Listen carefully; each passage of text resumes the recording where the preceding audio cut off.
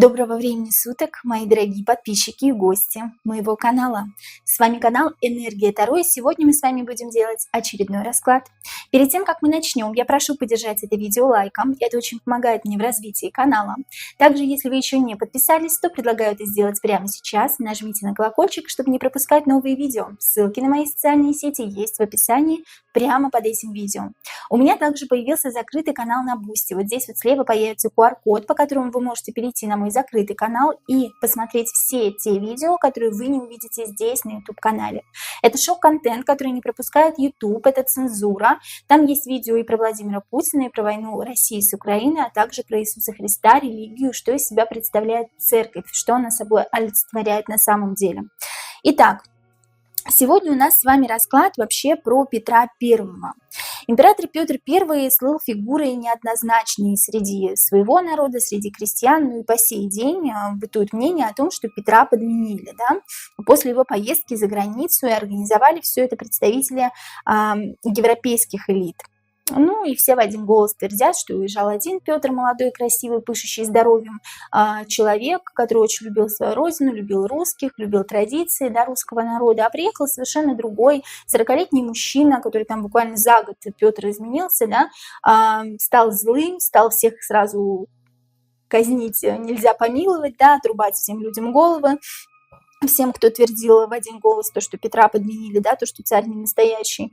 Ну и вообще свою жену постриг монахини, да, перед тем еще как вернулся обратно. То есть это тоже навевает на некоторые мысли. И забыл даже, где находится библиотека Ивана Грозного, хотя координаты библиотеки, расположения могли знать только цари, и передавалось им это из уст в уста. Сегодня мы на картах Дэвиан Мун, Безумная Луна, Патрика Валенса. Здравствуйте, карты. Узнаем о том, что действительно случилось, да, почему ввели какие-то новшества, да, при новом Петре, да, то есть нововведение картофеля, там, по поводу того, что Санкт-Петербург действительно построил Петр I, да, ну и все вот эти вещи, которые волнуют очень многих людей, которые интересуются историей своего народа. Первый вопрос, который я бы хотела задать, это, конечно же, самый главный вопрос, правда ли, что Петра I подменили? Когда это было и кто подменил на самом деле? Потому что есть несколько версий. А правда ли, что Петра I подменили? Карты, скажите нам, пожалуйста, правду. Правда ли, что Петра I подменили? Что императора Петра I подменили другим человеком? Когда это было? И кто его подменил? Правда ли, что императора Петра I подменили, заменили другим человеком?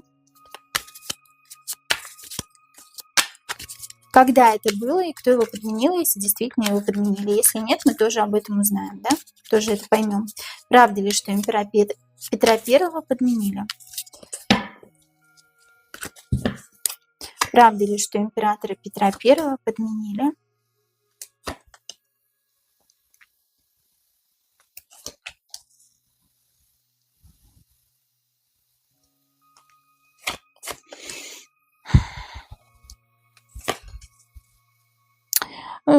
Да, ну тут говорится не про 26 или 24 там года, да, во сколько там он уехал. Тут говорится про возраст детства, да, юношество, детство. Тут маленький возраст у человека. Тут у нас 7 жезлов, карта выпала. Тут человек... ребенок, заблудший ребенок, да, который не знает выхода, не знает там, куда ему пойти, куда ему податься, да. Здесь была какая-то проблема в семье, тогда, когда Петр только родился. Тут почему-то вот это показывают. Тут именно зачаточное его состояние, да, то есть период детства, период младенчества, возможно, даже, да, когда обижена каким-то королем мечей женщина, причем королева мечей и король мечей, они из одной семьи, да, посмотрите. Не могу сказать, что они муж и жена, возможно, это отец и дочь, возможно, это муж и жена, отец, который настаивал на каком-то своем решении, обидел свою дочь, видите, обиженная, как бы плачет, да, но ничего не оставалось ей сделать, как вот как раз-таки подменить ребенка, да, почему-то вот тут такое ощущение, что подменили еще в детстве. мальчик или тут как будто девочка вообще. Тут вообще на карте у нас девочка. Я не знаю, почему это, как это. Девочку подменили. Девочка в платьишке ищет выхода, не может найти, да, и тут как будто от нее избавляются, как будто ее кидают на произвол судьбы. Почему? Потому что некий король мечей говорит некой королеве мечей, я так понимаю, это мама, да, этой девочки, почему-то здесь девочку нам показывают, говорит о том, что, ну, вот как-то вот на нее вот рыцарь жезлов, как-то вот он кричит на нее, что-то вот ему не нравится, что-то он ее поучает, да. Ну, тут, видимо, король мечей сказал некой королеве мечей, то есть это мама вот этой девочки, избавиться от девочки. Тут от девочки избавились. Девочка заблудшая, заблудилась. Девочку ее отправили куда-то восвояси подальше, да, хотя мама очень долго отказывалась от того, что вот, ну, по восьмерке чаш не хотела принимать решение короля мечей. Король мечей, такое ощущение, как будто даже и не знал, что девочка родилась. Он был в неведении. Четверка мечей говорит о том, что короля мечей обманули. Король мечей в шутовском наряде. Он знать не знал о том, что родилась у королевы мечей девочка. Королева мечей – это точно мама вот этой девочки. И, видимо, эту девочку подменили вот этим лже-Петром еще в детстве, я так понимаю. То есть здесь не говорится про возраст 26 или 24 года. Нет, это все вот вранье. А тут говорится про младенчество даже, тогда, когда еще ребенок не умеет говорить, не знает пути выхода, не умеет ходить своими ножками, когда вот ребенок как заблудший, да, если его родители бросают, ребенок вот не знает, куда ему податься. Но это вот семерка жезлов говорит как раз о заблудшем ребенке, о заблудшей душе. Возможно, ее вообще даже убили, да, но здесь я как бы этого не вижу, но такое ощущение, как будто ее вот выкинули из своей жизни, и выкинула я ее из своей жизни королева мечей из-за решения короля мечей. Но король мечей не знал, что родилась девочка, вот у этой королевы мечей. Он был в неведении. Шутовской наряд говорит о том, что его обманули. Четверка мечей говорит о том, что он вот в лёжку лежал, знать не знал, что девочка родится, да. Как будто бы королева мечей ему не говорила, но королева мечей долго не хотела принимать решение короля. Здесь говорится о том, что король мечей хотел, чтобы королева мечей родила сына. Родилась девочка. Пожалуйста, да, от которой избавились, потому как король мечей ей сказал, если ты родишь там девочку, я вот тебя там, не знаю, там монахини постригу, да, там что еще можно было в те времена делать. Ну и по четверке мечей он знать не знал, что девочка беременна, да, что девочка родилась. УЗИ тогда не было, ясно дело. Поэтому королева мечей избавилась от девочки и подменили, соответственно, девочку Петром. Но вот эти все россказни о том, что Петра подменили, когда он уже был взрослым, я тут этого не вижу. Я вижу ребенка и женского пола. Вот что интересно, понимаете? Мы тут вот просто развеиваем какие-то мифы, так скажем, да? И вот миф номер 1. Подменили ли Петра, когда это было, кто подменил? Подменила собственная мать свою девочку Петром, я так понимаю. Очень долго не хотела этого делать, но и не хотела вот этой участи, да, которую король мечей ей обещал. Поэтому девочка ушла восвоясь, и появился Петр. Дальше. Второй вопрос. Александр Дюма написал произведение о человеке в железной маске. Миф гласит, что человеком в железной маске был Петр I. Так ли это?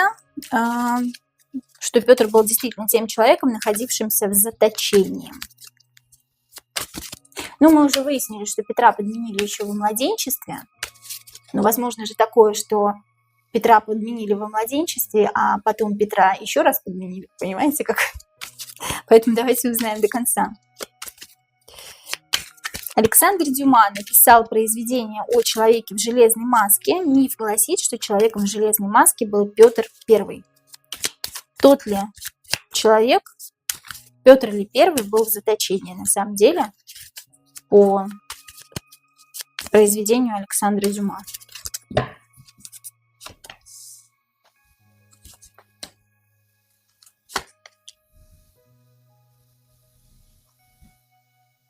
Ну нет, я 3 карты тут вытянула буквально. Почему? Потому что здесь у нас ответ просто да или нет, да, нужен. Нет, почему? Потому что здесь, автор решил сыграть, ну, на, так скажем, на выплеске народа, да, то есть здесь решил сыграть. Двоечка пентаклей говорит о том, что, он играет. Он играет, это не по-настоящему, да, двойка пентаклей, цыганка пляшет на публику, ее игра не настоящая, она не по-настоящему хочет этого, да, то есть лицо, видите, какое напряженное, сосредоточенное, нет. Он работал для того, чтобы просто, ну, заработать какие-то, ну, я не знаю, там деньги, не деньги, да, заработать какую-то реакцию, да, то есть восьмерка пентаклей – это работа на реакцию публики, так скажем, да, как публика это воспримет и насколько публика друг с другом не согласится, разные какие-то мнения, да, вот ему было интересно, вот этот вот выплеск эмоций каких-то человеческих, нет, на самом деле это неправда. Развеем второй миф, Петр Первый не был прототипом, может быть, да, но не был тем человеком, находившимся в заточении, его там не было. Двойка пентаклей говорит о том, что автор просто хотел сыграть на эмоциях людей, хотел вывести их на эмоции, хотел столкнуть их интересы друг с другом по пятерке жезлов.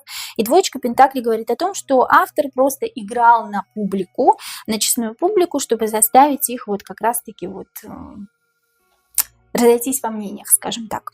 Возможно, прототипом, да, он, конечно же, взял Петра Первого, тем более тогда все говорили как бы о том, что Петр как раз-таки не тот, не настоящий, да, поэтому, ну, скорее всего, вот это сыграло на руку. Это как-то совпало, так скажем. Третий вопрос. Правда ли, что Петр Первый имел огромный рост и маленькую голову? С чем это связано? Прошу простить. Сегодня заговариваюсь немножко, утро еще раннее.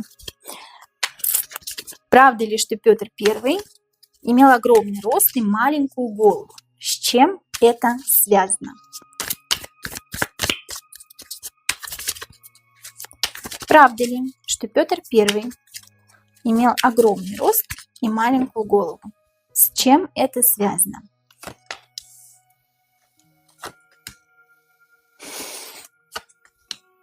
Тут, да, сейчас объясню. Опять строчка. Так ли у нас вышло, да?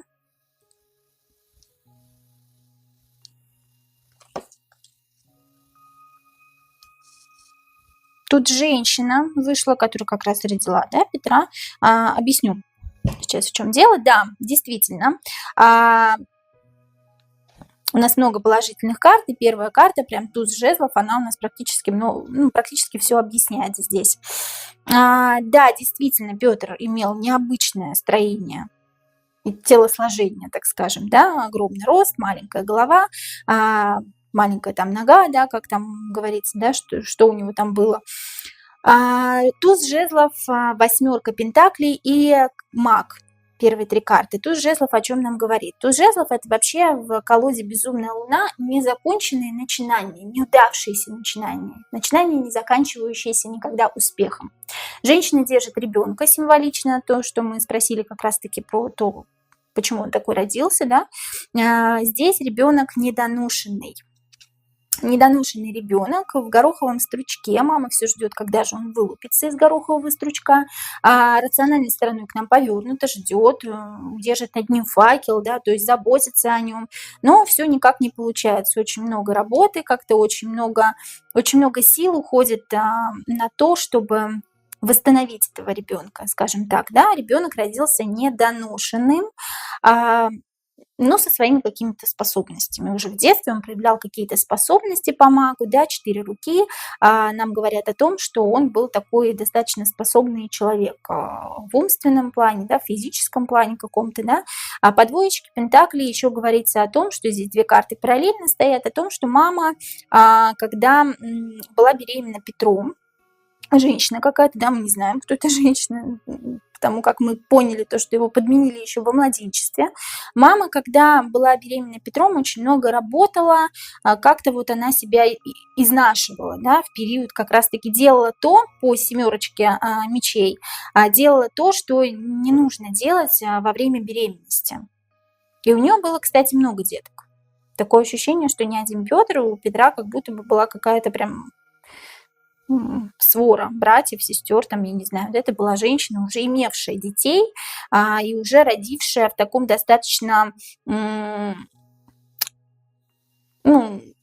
преклонном возрасте для тех времен, скажем так, да, то есть достаточно за 30, глубоко за 30.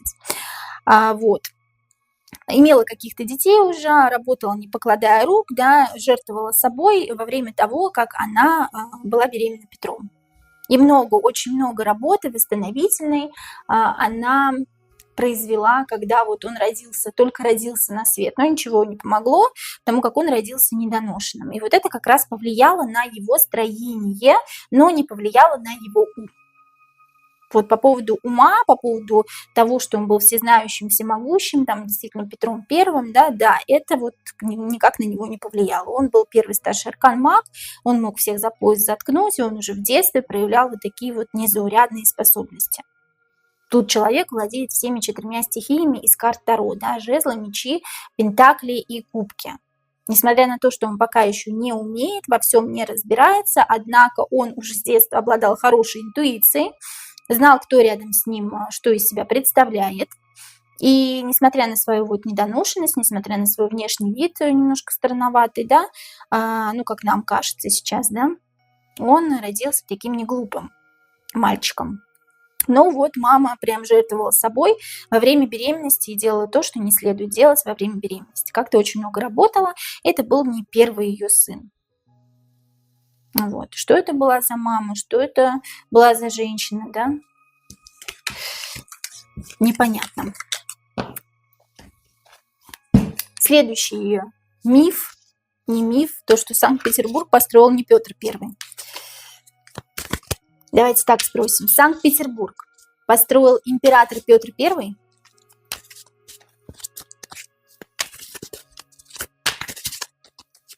Санкт-Петербург построил император Петр Первый? Санкт-Петербург построил император Петр Первый?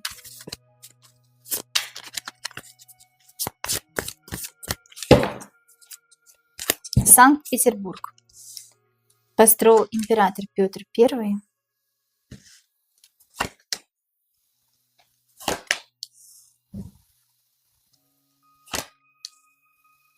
Нет. Рассказываю. Тут немножко другая история. Вот здесь как раз это немного миф. Ну, отчасти, можно сказать, да? Кто как вот, называйте как хотите. Нет, этот город, он уже был когда-то, но что-то с ним произошло. 8 мечей. Он как будто бы что-то с ним произошло, с этим городом. Что-то вот с ним случилось, его не было, и он его как будто бы как сила, да, достает как будто бы, как выкапывает, как достает, да. 6 мечей уходит в новую жизнь, влетает в новую жизнь король жезлов. Король жезлов – это, соответственно, у нас Петр Первый, да. Петр Первый, который ведет за собой своих крестьян, своих людей, свой народ, да, своих подчиненных, король, который ведет их к новой жизни. Однако эта новая жизнь, ну, во-первых, ему удалось это нелегко, сразу говорю, да, то, что вот он как-то этот город то ли откапывал, то ли как-то доставал, то ли вот как-то силу какую-то нужно было применить для того, чтобы вот этот город появился снова. Но нет, это уже когда-то было по десяточке. Старшему аркану, колесо фортуны, когда-то он уже был, этот город. Что-то с ним случилось. Как-то он как провалился, что ли, свалился, ну как-то вот как под землей, понимаете? И его пришлось как будто доставать по силе. Но он увел своих людей, свой народ в новую жизнь, и пришлось ему немало потерпеть, да, много корпеть над тем, чтобы его как-то восстановить. Можно сказать, что и да, и нет, отчасти да. Основал не он, но сделал все возможное, чтобы Санкт-Петербург появился снова на свет, это сделал он. Вот как-то вот 50 на 50, да, тут я склоняюсь и к мнению, что да, и нет, но он уже был, этот город. Единственное, что он, может, назывался, как бы, естественно, по-другому, да, и выглядел он по-другому. Но он прямо вот из пожара, из пепла, из низов достал как будто этот город по шестерке мечей. Вот он улетает на своих собственных мозгах в новую жизнь со своим народом, открывает для них что-то новое, что уже когда-то было, правда. Однако вот это все пришлось восстанавливать по рыцарю Пентаклей. Прям вот очень много корпеть, очень много работать. Рыцарь Пентаклей здесь в инвалидной коляске, да, человек-машина, непробиваемый, который идет, прет, настаивает на своем. Им как раз и был император Петр I, да, вот этим человеком, который вот прям стоит на своем и не сдается. И 10-й старший аркан говорит, что он когда-то уже был, этот город. Однако доставать его пришлось. Пришлось применить все усилия, чтобы его как откопать, как достать его, как будто бы вот применяли силу недюжую. Но, в принципе, и да, и нет, скажем так. Однако он уже был когда-то, этот город.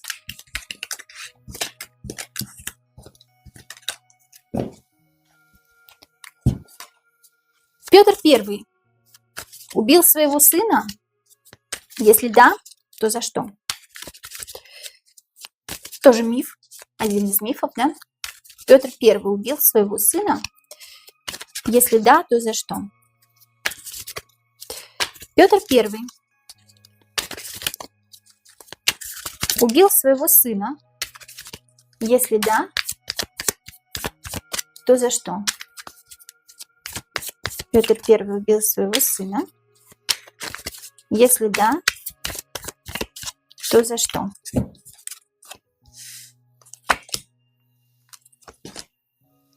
Да?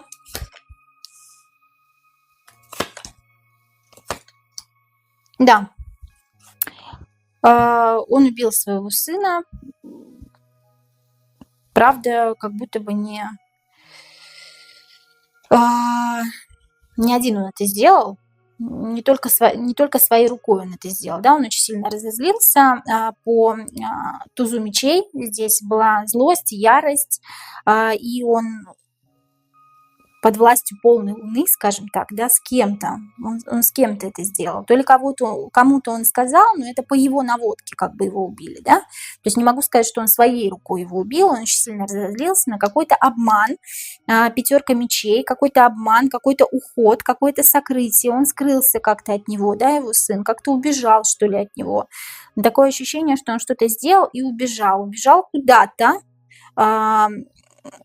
Такое ощущение, что не Россия, а как будто вот как-то дальше, да, он убежал. Это не Россия, это мир. Куда-то он скрылся по миру. Да, он куда-то скрылся, что-то сделал, как-то очень сильно обманул Петра, скрылся от него, хотя за ним следили, он знал это прекрасно. Петр сказал проследить за ним, они его нашли в итоге, но нашли его как будто бы не в России. Тут как карта мир, тут не Россия. Очень сильно был зол на него, и вот под властью полной луны его как затуманил разум Петру, я имею в виду, да, он вот как будто кому-то сказал, с кем-то договорился. С кем-то договорился сделать то, что вот, чтобы убить сына. Потому что он решил, что ему такой сын не нужен, который предал его, который его обманул. Здесь какое-то предательство, яркое какое-то предательство, которое Петр не смог простить. Петр, правда, жалел об этом потом. Почему? Потому что под властью полной луны у нас затуманен разум, потом жалеем о многих вещах, да, которые делаем. Но, однако, да, он это сделал не своей собственной рукой, но по наводке.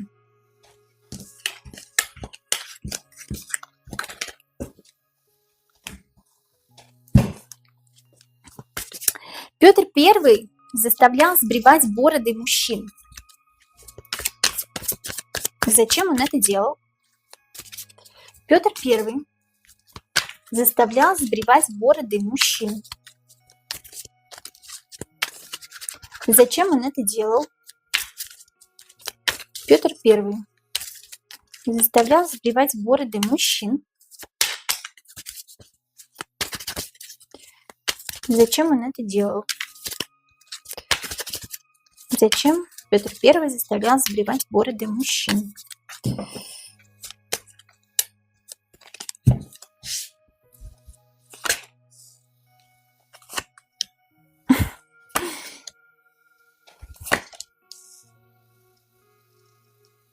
Угу. Опять, да, нашло затмение на Петра. Ох, опять с кем-то. Интересно, интересно. Опять какой-то тот же самый человек, его какой-то поверенный, который был с ним все время.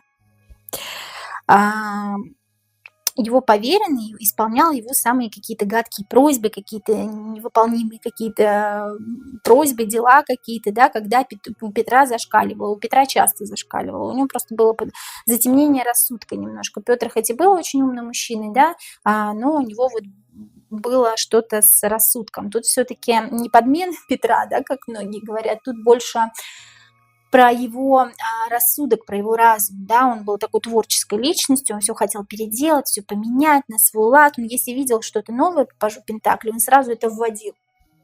Он вводил это сразу, но было какое-то непринятие у людей. Да? Рыцарь кубков – это человек, который хочет поделиться своими эмоциями, чувствами, то, что он чувствует, то, что он ощущает, то, что ему нравится. Еще рядом с творческой картой – это прям вообще бомба, понимаете? Вот ему хочется, чтобы вот люди сделали вот так, потому что вот у него такой творческий порыв, у него резкий такой творческий порыв. Но если что, вот если не принимаете мой творческий порыв, голову с плеч сразу, все у него потемнение рассудка, затуманенный рассудок, разум, да, там что-то, может быть, даже какая-то болезнь была у него по Луне. Луна – это все-таки психопатическое какое-то расстройство, и он постоянно вот со своим поверенным, его поверенный прям рука об руку с ним, который выполнял его какие-то вот эти просьбы сумасшедшие, да, вот, ну, просто вот захотелось ему. Вот хочу, по карте творчества это еще эстетика, красота, вот хочу, чтобы все было красиво. Хочу, чтобы было вот так, а не так. Он еще был какой-то такой двуликий, двоякий какой-то. Вот тут два постоянно выходит, да, он какой-то был не то, не сё, туда-сюда, его вечно мотал. Такое состояние было, вечно мотает его. То есть у него постоянно менялось настроение. Он мог там, я не знаю, сплеснуть рукой, там, ударить по столу, сказать, делайте так, а не иначе, там, да, я вас всех ненавижу. Там, через 5 минут он говорил, ой, я вас так люблю, там, все хорошо, там, мог выпить там, с кем-то, да, там, с обычным крестьянином, я не знаю, с обычным человеком, а через 5 минут мог там голову с плеч, да, ну, то есть вот такой он был человек. Тут дело в все-таки психопатическом расстройстве личности человека. Тут нужно копать не в каких-то темных силах, не в какой-то подмене, а здесь вот нужно копать как раз в его состоянии ума, так скажем. Он был настолько умен, что немножко затемнен был его рассудок, скажем так. И вот карта творчества, карта эстетики. Хочу, чтобы все было красивенько, хочу, чтобы все было аккуратненько, если по-нашему, да, по-современному. Вот что-то новое он увидел где-то, да, под маской, это значит где-то не здесь, не в России, а где-то там, да, то есть за бугром, где-то там он увидел, что не носят бороды, чисто выбриты, гладко выбриты люди, мужчины, и он преподнес это с кубком, с любовью, с чувством. Ну давайте, они приняли как бы эту идею, да, тут он начал там голову с плеч, там всем рубить бороды и так далее, и потемнение рассудка опять, да, затуманенный рассудок. Ну и ему постоянно помогал его какой-то поверенный во всех его вот этих делах. Был миф о том, что он заставлял людей брить бороду, потому что русский дух хотел убить. Нет, он просто был вот такой вот человек-невротик. Человек, у которого вот настроение менялось через 5 минут. И все, что он хотел сразу сделать. Да, вот я хочу, как маленький ребенок. Вот я хочу конфетку, так оно и будет. Вот я хочу сбрить всем бороды, так оно и будет. Для чего Петр I вводил употребление алкоголя в норму? Для чего Петр I вводил употребление алкоголя в норму? Для чего Петр I вводил употребление алкоголя в норму? Для чего Петр I вводил употребление алкоголя в норму?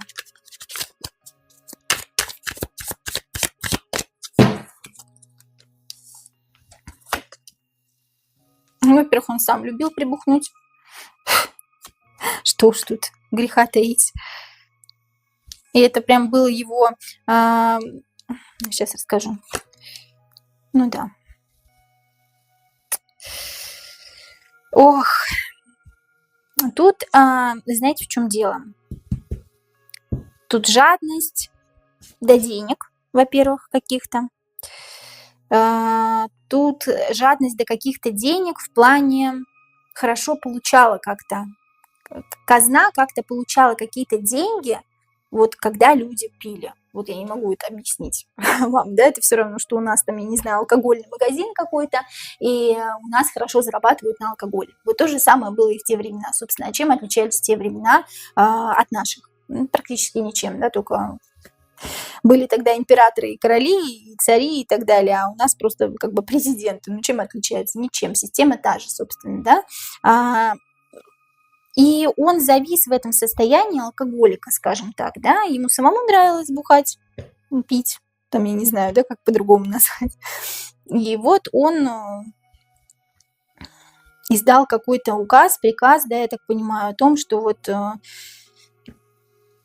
что можно пить, да, то есть, что нужно пить, что это русский дух какой-то, да, то есть, если человек не пьет, то он как бы не русский, потому что он сам любил выпить хорошенечко. Это была его трагедия на всю жизнь. Почему? Потому что опять незаконченные начинания. Он никак не смог в себе побороть этот алкоголизм. То есть он пил прям нормально. Король кубков. Ну а что вы хотите? Любитель женщин, любитель припухнуть и так далее. Он завис в этом состоянии на долгое-долгое время, ну, вернее, на всю жизнь, да. Он очень боялся того, что он не может с этим справиться. И знаете, тут главная еще такая вещь, ну, во-первых, деньги какие-то, да, получали они хорошие от того, что люди как бы тратили свою денежку на выпивку, а тут про деньги еще четверочка пентаклей говорит о том, что жадность фраера сгубила, о том, что деньги он все-таки любил, император, да, и о том, что вот он завис в состоянии алкоголика, никак не мог с этим справиться по тузу жезлов, это его страшило очень сильно, он решил издать указ, то, что все должны пить обязательно, это обязаловка, потому что иначе человек не будет русским, русский духом, русский человек здесь как раз пашет поле, да, и он хотел как бы сравнять всех с собой, то есть я пью, все пусть будут. Почему это император как бы алкоголик, скажем, да, а другие люди что? Типа, чем я хуже, я лучше всех. Пусть все будут так же пить, как и я. Ну, то есть здесь вот из этой серии, ну, я вам уже говорила о психопатическом расстройстве личности человека.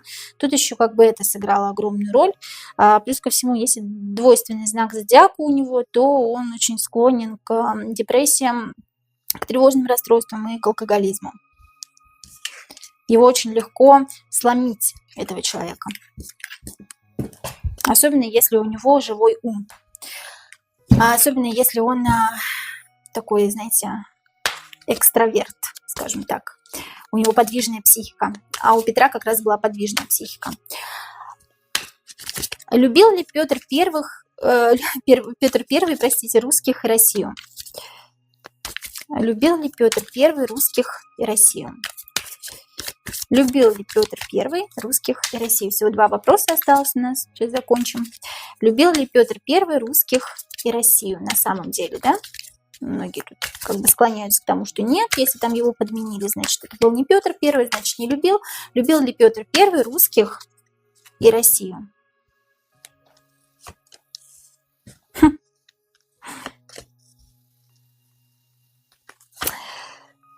Да, но. Да, но. Сейчас расскажу. Своей любовью объясню. Еще раз возвращаемся к тому, что человек психопат по своей сути. Это 15-й старший аркан дьявол, хаос творит на планете, на Земле, и счастлив, и радуется от этого, да, не принимает никаких отказов. И если какой-то отказ от семьи, а семья для него это его народ, то он сразу же голову с плеч, да, рубит сразу, и как бы... И, собственно говоря, очень эмоциональный человек, эмоции льются через край, 15-й старший аркан дьявол еще рядом, да, он любил, да. Туз кубков, королева кубков, да. Он любил очень женщин. Тут почему-то про женщин все время показывается. Да, он любил свой народ, но своей какой-то любовью. Непринятие для него, отказ для него от каких-то правил, от каких-то норм, это и есть неповиновение царю, императору, да, и сразу голову с плеч, сразу открывает войну, у него были свои какие-то прислужники, приспешники, я же говорю, да, какие-то шестерочки там, которые рядом с ним были, они выполняли все его приказы.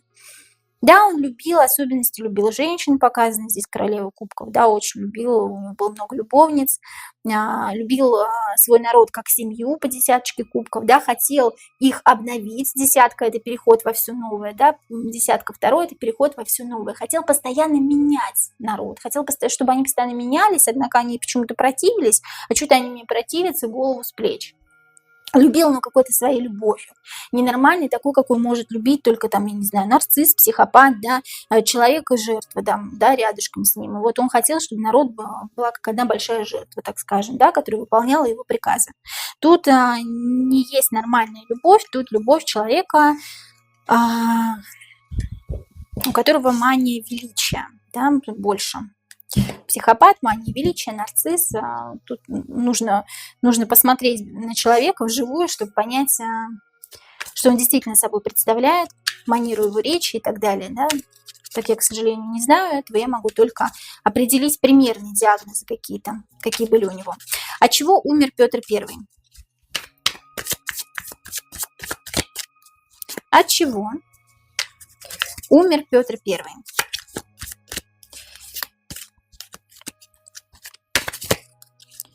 От чего умер Петр I?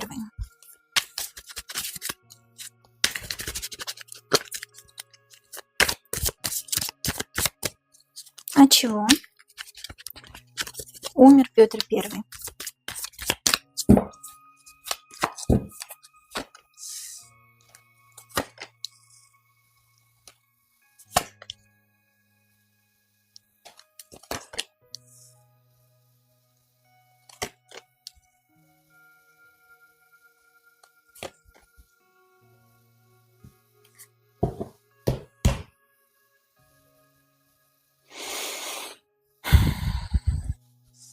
Ну, тут к концу жизни, здесь, конечно же, не сказано об этом, да, в учебниках истории никогда не скажут нам, ну, сказали, что просто человек заболел, да, но здесь все-таки вот его расстройство личности довело до того, что он начал слышать какие-то голоса в голове в прямом смысле этого слова и боролся с этим долго достаточно.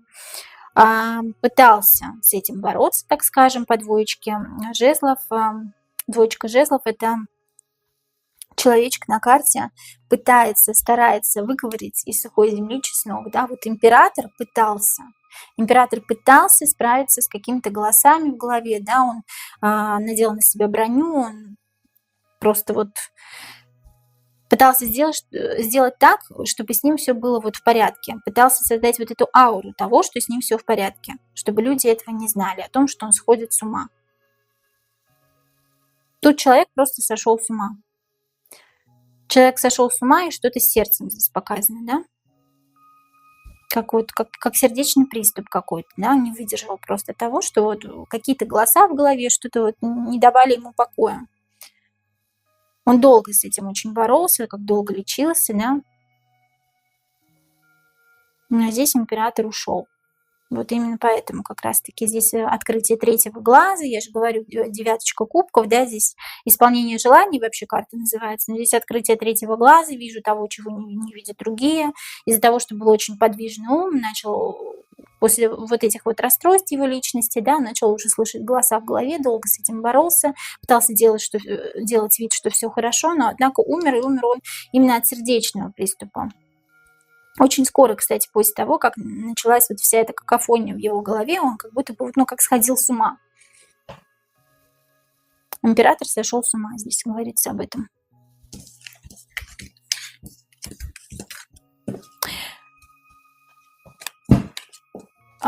Пишите, пожалуйста, свои вопросы. Я жду ваши комментарии, вопросы к этому видео. Также прошу поставить лайк, подписаться на мои каналы, на Boosty. Это закрытый канал, напоминаю вам, да, где мы с вами обсуждаем темы, расклады, смотрим расклады, которых нет здесь и не будет на YouTube-канале. Если вы не успели это сделать, пожалуйста, подписывайтесь, жмите на колокольчик и пишите, конечно, что вы думаете о Петре Первом. А я вас очень люблю и до новых встреч!